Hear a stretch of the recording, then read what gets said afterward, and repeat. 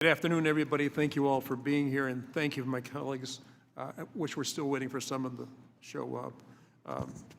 As you all know, and Mike and I from the private sector, nobody runs the business this way. So we're trying to get to where we need to get by doing what America has always done, and that is looking for ways to take what we have and make it better through policy. Now, the topic of today's hearing is to discuss the success and economic benefits of the 2017 Tax Cuts and Jobs Act and explore other tax policy proposals. Some of you know I'm an automobile dealer. So when I talk about exploring other tax policies, if you were to come to my store, I would not just have one car in the showroom. I'd have a whole group that you take a look at, and you find the one that best fits you and the needs that you have.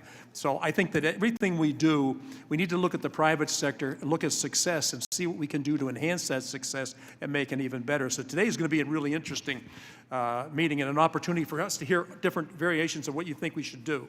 Now, in 2017, Republican tax reform legislation helped millions of American families, workers, and small businesses, which resulted in a thriving economy. TCJA, and I hate to use this, we use acronyms for everything here.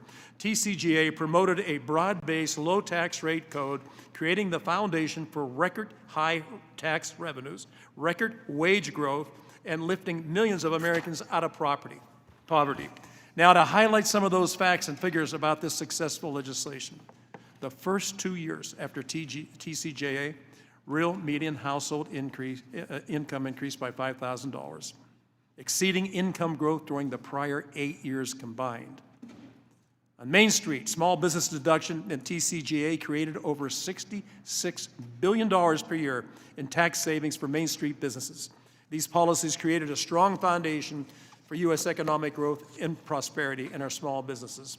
Now, wages increased by almost 5% in 2018 and 2019. That's the fastest two-year growth for real wages in over 20 years. Now, according to the Federal Reserve, low and middle income families received the largest increase in wealth during 2018 and 2019, with more than 6 million lifted out of poverty. Now, to highlight an important part for my constituents, in 2017, TCJA created something called opportunity zones.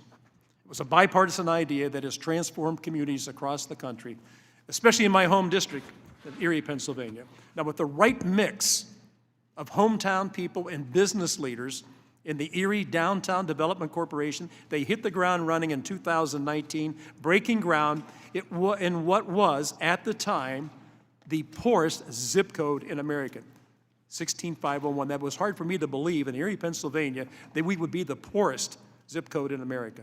Unbelievable, but it was true. Now, TCJA made it possible for Erie to have unimaginable growth. Opportunity Zone investment reached almost 4,000 communities through its first 2 years. This is nearly half of the total number of designated Opportunity Zone communities across the country. My home state of Pennsylvania saw 132 communities. 44% of the Opportunity Zones in the state receive investment through the end of 2020. Now, Opportunity Zones created growth. An Opportunity Zone investment is going to communities that are substantially more economically distressed than the rest of the country. That's why we continue to lead this legislation.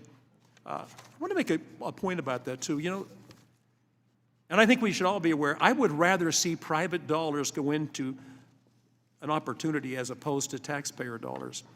So creating a pro-growth tax policy enables people to look at that and say, you know what, I think that's something I'll take a shot at. It was an incredible opportunity for the country. It was an incredible effort for us to lift people out of poverty. Tax Cuts and Jobs Act helped American families and small businesses and resulted in a booming economy. As a committee and a conference, we are committed to economic growth, opportunity, and fiscal responsibility. And looking ahead to 2025, when many of the TCJA provisions are set to expire, we need to ensure our tax code encourages investment, job growth, and economic security for American working families. As a car dealer, I spent a lifetime fighting for my family's business. And I know how important this committee's responsibility is to expand TCJA's Win for American Workers. And when I say that, it's such a highly competitive business. And you have to be on top of everything. And when you have an opportunity, if an opportunity comes to you and you pass up on it, don't look at anybody else and say, I wish you would have done more for me. You know, get up off whatever it is that you're sitting on and get to work and take advantage of something that makes sense. Private investment, not taxpayer dollars, but pre-tax monies getting invested and growing an economy, I think was an incredible effort that took place. And I'm really looking forward to hearing from all of you today.